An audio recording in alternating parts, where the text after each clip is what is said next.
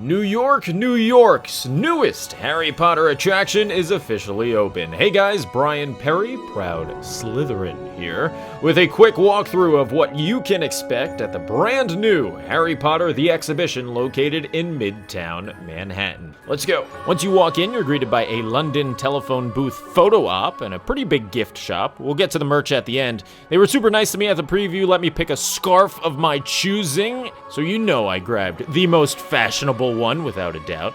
We were off and running. You will receive this little wristband. Kind of works like a magic band if you're familiar with those from Disney. It's much cheaper and lighter, but vital for your experience. And oh look, Slytherin's winning. Everyone wants green. Surprise, surprise. Next, I went upstairs and the exhibition began. First stop is this little sign-in area. You walk up to a screen and you tap your band on the golden snitch on the right side. You'll want to look out for that icon throughout the exhibition. Then you pick your Hogwarts house, your favorite wand, and your Patronus. Next up, it got a little awkward. It takes a picture of you, but I don't know if it was just my camera or all the cameras. They don't adjust their height, so you have to awkwardly back up in front of other people and take this very awkward photo. There we go. Then it's time for more pictures that you'll have the opportunity to buy later with different Harry Potter backgrounds. They want you to pose in 2 different positions. After that, it is time to begin the experience with what feels like a pre-show in a theme park. Now, the theming here is very good. It is probably a step below Universal since this is temporary and won't be here forever, but it's still very good. We headed into this room and look, the first thing you see in your journey is the original Harry Potter book, Harry Potter and the Sorcerer's Stone, or Philosopher's Stone, depending on where you hail from. You'll watch a few projections on some screens that talks about the magic of bringing the books to the big screen. At least I think that's what it was talking about. The audio was very low, but again, this was a preview, so maybe it's a little higher now. After that, we all cast a spell, and boom, we opened those very generic-looking doors in the middle. Again, a step below Universal, but still pretty fun for the kids. In the next room, you're surrounded by a giant map of Hogwarts. This was pretty cool. You head over to one of the columns and find that golden snitch that I mentioned before. You tap your wristband, and at first, I thought nothing happened.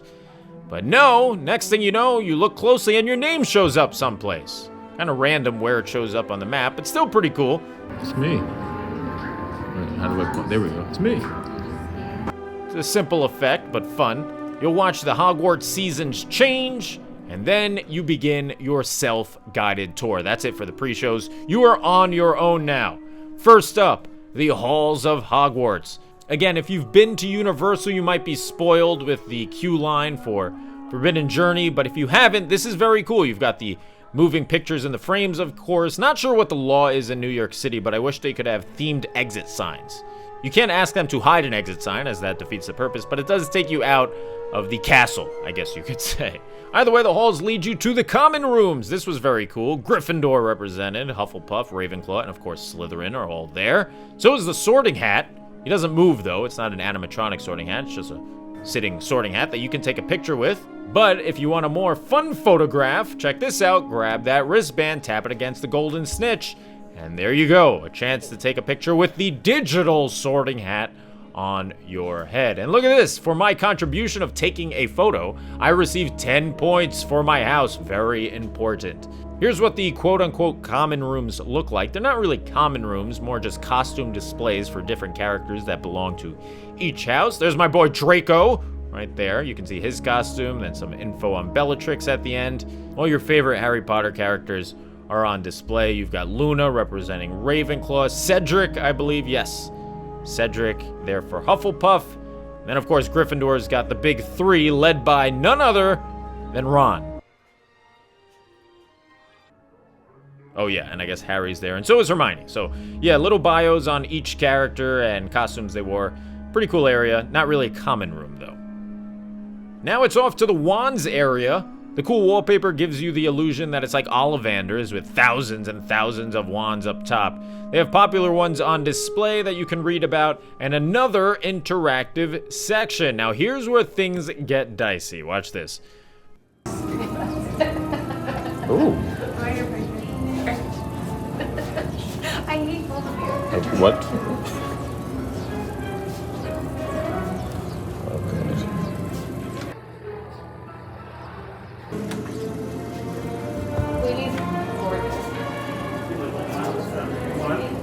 like. So maybe I wasn't born to go to Hogwarts, since obviously my wand skills and touch screen abilities are a bit subpar. But either way, I finished it, okay? That's what matters. I finished it. And I got 10 points for Slytherin. Moving on, it's the Great Hall, a very cool photo op that blends the real tables with the digital background. Just make sure that you position your camera in the right place.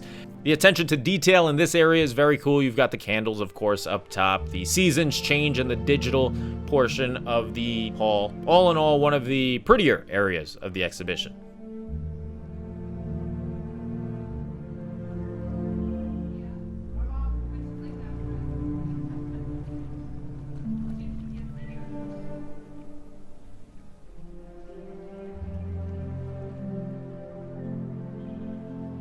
After the hall, it's time to brew some potions. You pick which you'd like to brew, which means you just find ingredients above the screen and then you brew it. And when I say brew it, I mean tap the screen and light up some empty containers nearby.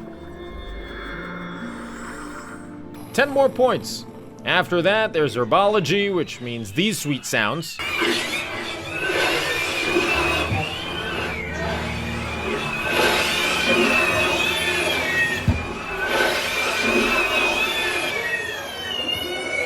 Man, I feel bad for whichever worker is positioned there. I'm sure they rotate, though. I'm sure they rotate. Let's move on to the Defense Against the Dark Arts class. Here comes my second fail of the day.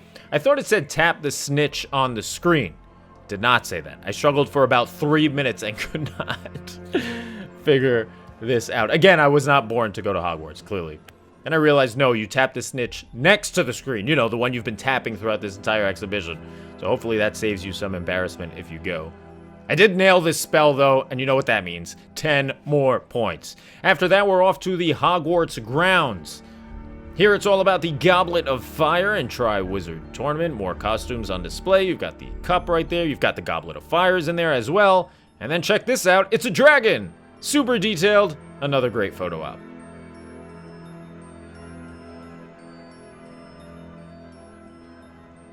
Into the woods we go now. Some cool effects on display on the walls, and here comes Hagrid's hut.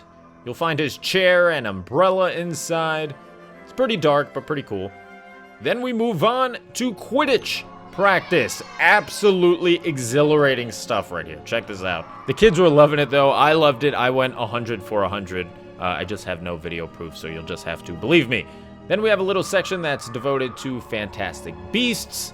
So that's pretty cool if you're into the new movies. And then, probably my highlight of the exhibition, it's the cupboard under the stairs where the boy who lived. Oh, God.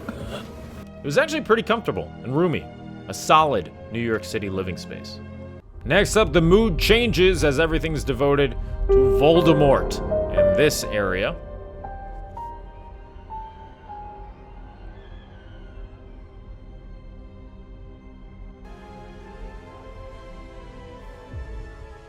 There's an interactive experience where you can replicate the final battle in the films for a photo.